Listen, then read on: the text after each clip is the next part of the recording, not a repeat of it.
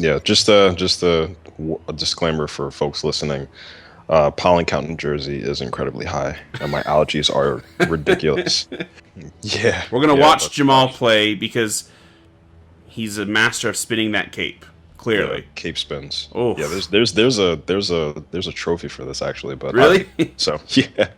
All right, so yeah, this is your ship in Helldivers. It is a isometric twin stick shooter. Um, Basically, you are part of a galactic campaign. You're defending Super Earth, which is that icon in the middle of the screen. Not just Um, regular in Earth.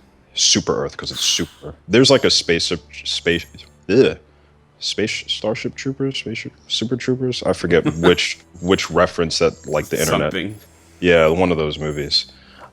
So these are the three factions that you'll be defending Super Earth against: Bug, Cyborg, Cyborg, Bug, and Illuminants. They're basically aliens. Illuminati confirmed. Yeah, Jay-Z will be pissed. So, as you could see in like the left-hand corner, there's like stats. Yeah. It's like live stats of how many enemies it kills, Helldivers lost, and they go up pretty fast because you die a lot in this game. Accidental deaths because there's friendly fire on all the time. So yeah, I mean it is a communal effort. My problem with this is, I mean, it's cool to have like this common goal that the entire player base is working towards, but each mission you get I guess it's influence points after each mission you complete, and the influence points gets rerouted to like your overall progress in, you know, conquering the home worlds of each of these three factions. But I mean, every time you see that progress bar, like you'll see like +6 influence or plus whatever, and it just doesn't look like you're making a dent in it. So Right. you're not really worried too much about that. You're just more worried about like your individual performance in the game. So That's kind of different, right? yeah, it is interesting. And actually, to a certain degree, it sort of affects your performance in the actual match itself. Whereas you're not being a dick, right? You're not just like, you know, griefing players and things like that. Right. You can be if you want to, but it's highly discouraged. So this is a bit of an MMO then. Yeah, you can. I mean, you could say that to a certain extent. Like, do you? I mean, you can play with other people, but you don't have to. But you're all working towards the same thing Right. collectively. Right. Huh. I mean, there aren't like, you know, massive servers. It is only up to 4 players. Right. But yeah, I mean, it is a persistent online experience. Huh. Very So, interesting. yeah. So that's the map where I could actually choose a mission. I could host a game, but I'm not going to do that because that's. I mean, I'd prefer to just jump in somebody else's game and sort of dick around. This is the armory. These are all like cosmetic stuff, so don't really worry about that. These are your weapons that you'll unlock after every level, and then you could get what's called samples. And the more samples you get, the more upgrade points you get. You could upgrade each of your weapons. You could do the same for stratagems, which I'll explain in game. And then these are perks. You know, I typically use the laser aim module because friendly fire is always on, and the laser aim, yeah, it's always on. It's never off, which is it's good. Like I like that about this Yeah. game. But the laser aim module, like it paints like a laser line as to where you're putting your weapon, and I like that because it's important to hit enemies in their weak points while at the same time avoiding shooting your own allies. Right. Right. Yeah, so I mean, there's like other stuff like there's this you know, true lifesaver for the individual Helldiver. I'm not going to read through all of them, but this is for health. This is to run fast through heavy armor, stun grenades, incinerator, yada yada yada. So, all right. Okay. So let's see if we could find a game. Anything that comes up is like 3 out of 4. I've never had any luck in actually getting in it. Okay. For some weird reason. So Like joining a match. yeah, it always Okay. says that it's full. So the little mini map is basically the each of the procedurally generated levels with the different objectives. Right. And then you'll have mission difficulty. Helldive, I believe, is the highest. And even on easy mode, this game can be pretty tough. So Sounds like not my game. yeah. I mean, you'll see how ridiculous it gets in game. So let's see if we could find like a decent one. I like the Illuminants, so we'll try this. It's on Helldive difficulty, so That should be fun. Oh gosh. Yeah. So, all right. So this is my loadout. Laser aim module, always reliable. The sickle is. I wrote my review, which I gave this game an 8.8. The energy weapons are actually really useful because they don't run out of ammo, or they don't have to. Okay. You'll pull the trigger and they'll overheat, but then you could stop pulling the trigger, they'll cool down, and you could just basically work off of one energy, I guess one battery. But if you use any other guns that use live ammunition, you're going to be constantly reloading, and constantly calling down like ammo stratagems. So That pollen, though. oh, so see right there. Oh yeah, that pollen. So as I jumped into the game, my pod just killed somebody. The stratagems in this game, what happens is when you, oh boy, what happens is when you actually call down the stratagems, like there's a button combination that has to come up, and you have to complete that menu that I'm pulling up right now are the stratagems. A lot And of once stuff you going actually, on. yeah, there's a lot. Yeah, I just got cut in half. Yeah, there's a specific type of enemy that puts up these energy shields, and once it comes up, like anybody who's caught in the middle of it just gets sliced and they're dead. So, I can, harass the players and say, hey, call me back, which they should because there's only 2 of them alive. Yep. Okay. Yep. We're fucked. Oh no! Wait. We're good because somebody actually dropped the reinforcements stratagem just in time. So everyone's back? Yeah, everybody's back. So this reminds me of, oh gosh, it reminds me of a game that I'm gonna remember by the end of this video. So continue. So yeah, I mean, the layout isn't new. Like, we've seen games like this before. These 4-player, couch multiplayer style games, including Jesus the one that I'm Christ. trying to think of.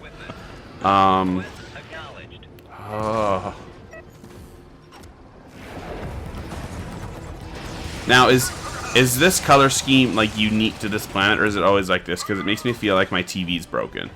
No, it's like the old tube I'm television. like, who put a magnet against my TV? Just like rub the magnet like all across the TV. Nah, Why did this happen? It's a color scheme that's unique to this planet.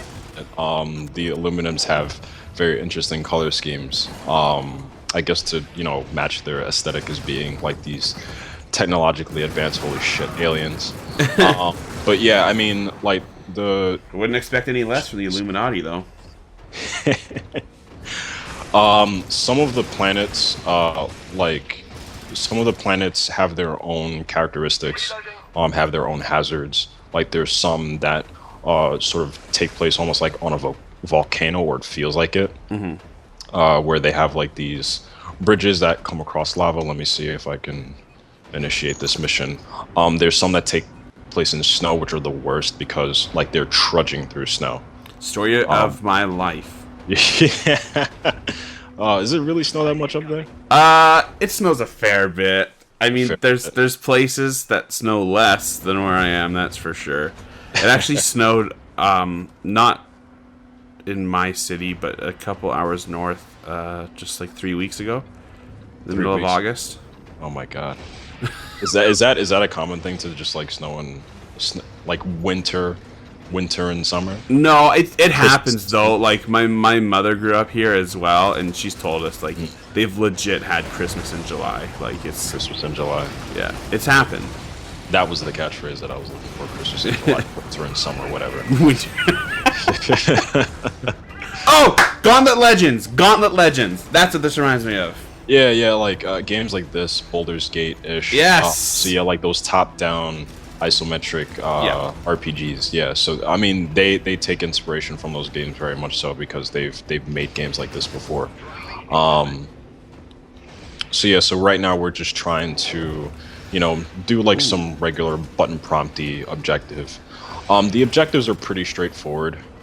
Like there are only a few occasions where they're a bit more complex. Like my favorite ones are the ones that involve you have to disarm these. Oh jeez, that guy just actually got mind fucked. I like to call it. Yeah, they do this thing where oh, I don't know. Have you played XCOM? No, I have not. Yeah, they don't actually control your character. There's some enemies in XCOM that can take control over your characters, but in this game, what they do is they just reverse your controls, which is great in a game that is, that you just die all the time. That is the worst thing. Yeah, yeah. So the mission structure in this game is pretty straightforward. You just go up to certain objectives, you do button prompts, and they're pretty much complete. As I was saying, my favorite ones are there are these little objectives where you have to disarm bombs, but you have to actually get like a metal detector. You have to call it down, and then you have to walk around this field and find the actual bombs and make sure that because in order to disarm them, you have to again, hit the correct button combinations, but make sure that you do it correctly, because if you fuck that up, it will blow up in your face. It's just like there's a lot going on. Like it's. Yeah, there's a lot. I'm glad I'm only watching you. I'm glad I don't have to be in this mess, because. Yeah, actually, just as I was talking about that mission, we're actually in it right now. So I don't know if you could see the guy that's right under me, X-Pone Junkie. Yep, nice. Yeah, shout out to X-Pone Junkie. Classy. He has like the little metal detector, so he's walking around trying to find the bomb, and hopefully he disarms it correctly, because if not, then he's gonna be a dead man. Oh, I would F that up hardcore. Seriously. Yeah, and that's the reason why I like him so much is that it's one of the more sort of co-op focused objectives, because you really have to depend on your comrades to defend you. Oh, let me bring this guy back. I do like that. I enjoy when you can play a game and you play as a team and you don't have douchebags sabotaging you online all the time. Yeah, I mean it's and this was actually something that I wrote in the review.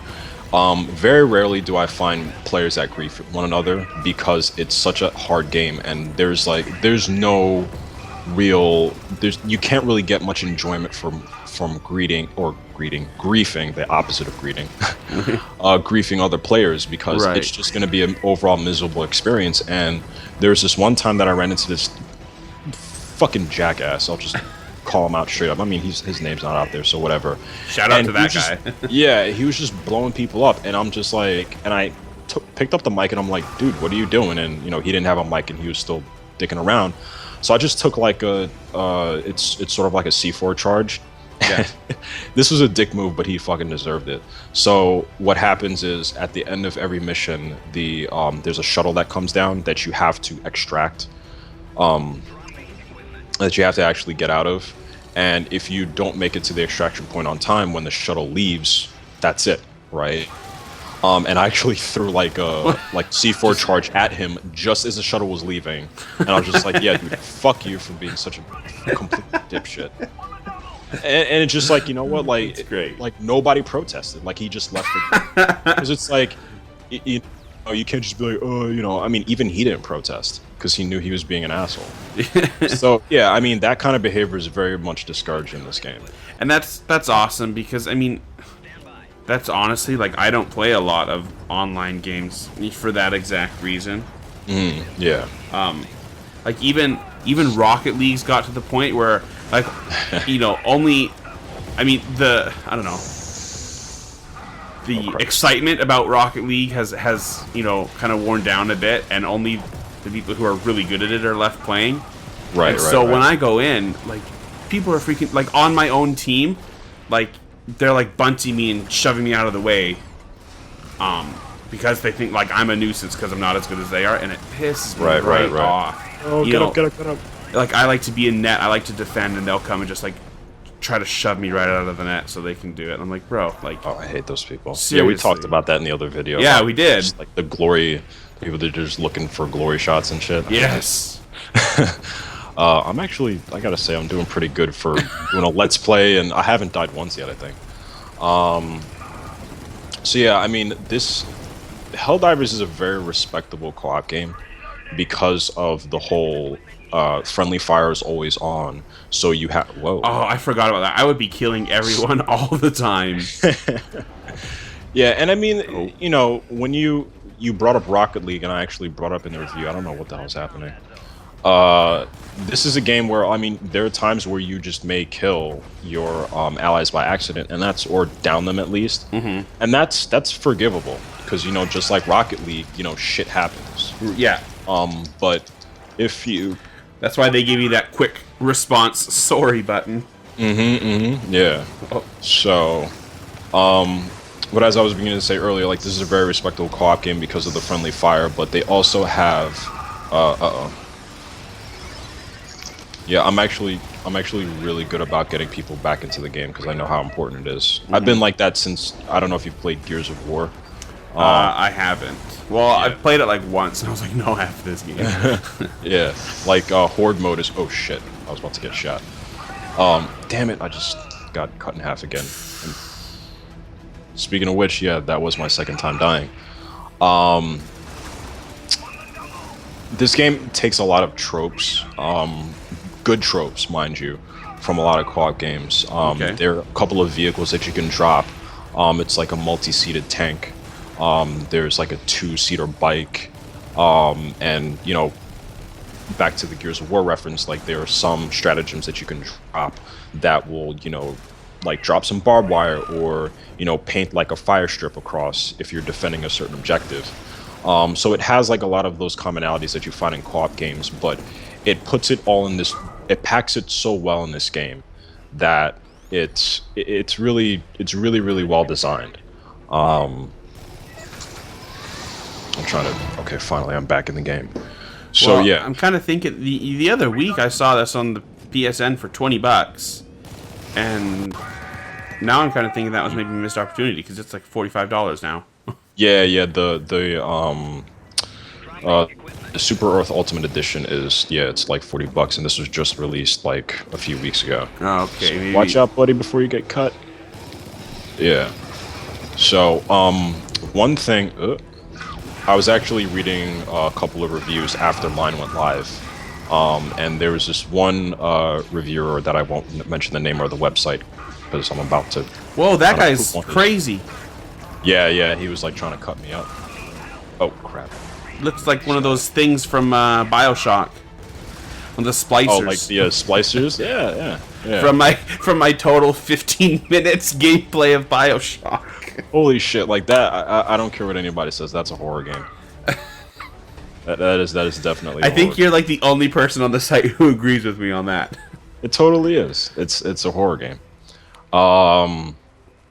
So yes, so I read this one review that this guy kind of got the concept wrong, and he was like, oh, you know, don't want to get beamed again. He was like, oh, you know,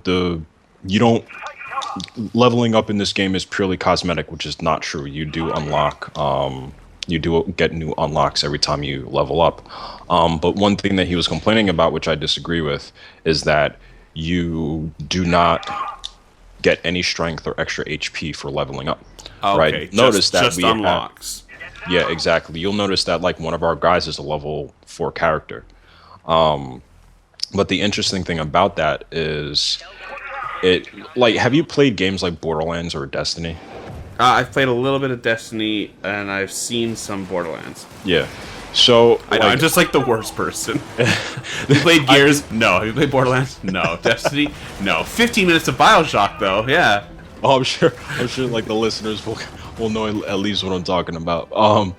But the thing about like the co-op experience in those games, and there are tons of other games like it, is that, you know, say if, and I'm sure you've probably actually played a game like this where you're playing a multiplayer co-op game, and it's, you know, there's a leveling up system in it, and you're a level 5 character, and you're playing with a bunch of like level 20s.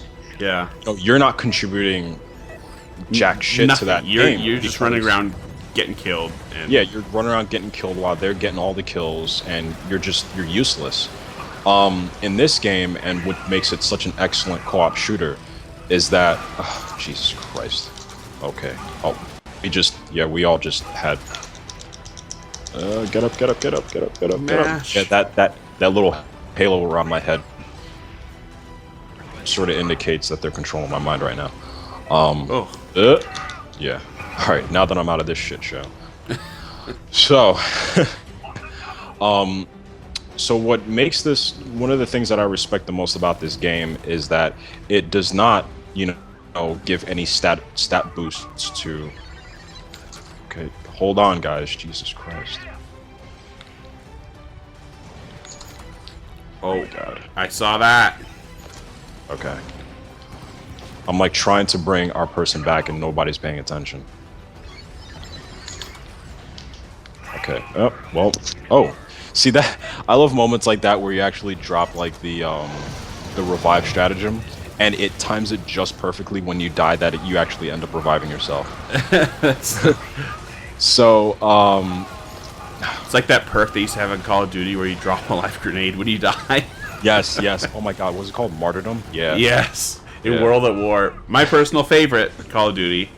That's not a bad Call of Duty game. Love that one. It's probably, and this is like a very like controversial view, it is probably my favorite Treyarch shooter. And a lot of people are going to say that it's, Black Ops 2, which I enjoyed for, my own reasons. But I thought that World at War was a really good follow-up to Call of Duty 4, even though that's unequivocally the best Call of Duty game.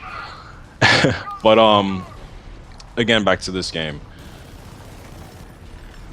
The way that it removes any advantage of, okay, can we please pay attention to the guy that's up there? Oh my God.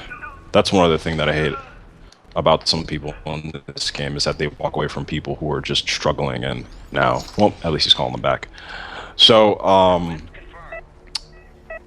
getting no HP bonuses, get rank bonuses makes every player important and makes every player feel as if that they're contributing to the match. So, Baby Buckhead, shout out to Baby Buckhead.